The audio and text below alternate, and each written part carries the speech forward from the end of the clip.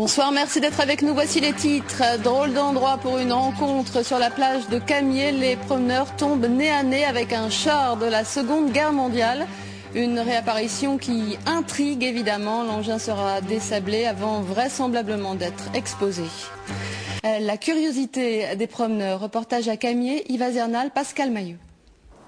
En quelques jours, cette étrange masse d'acier qui affleure à marée basse est devenue l'attraction principale de la plage.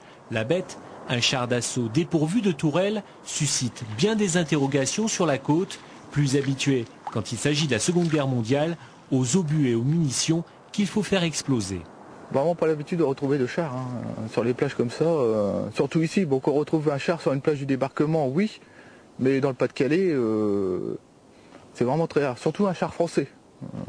On aurait pu penser peut-être à un char allemand, mais un char français, pas du tout. C'est quand même plus ou moins un souvenir de la guerre.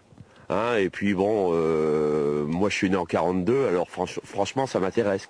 Selon les spécialistes, il s'agirait bien d'un char d'assaut léger, un Hotchkiss H-35, produit au milieu des années 30 et qui aurait servi aux Alliés pour évacuer en Angleterre 30 000 soldats encerclés par les Allemands à Dunkerque au début de la guerre.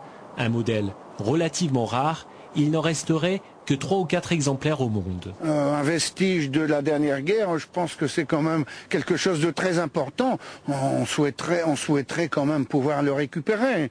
Je sais que c'est une opération qui va coûter cher, puisque faut le désensabler, il faut le sortir de son élément. Un projet qui doit recevoir d'abord l'aval des affaires maritimes. Avant toute manœuvre, une équipe de déminage pourrait intervenir, car personne ne sait ce que contient encore les entrailles de ce char, une machine recouverte depuis plus d'un demi-siècle par le sable.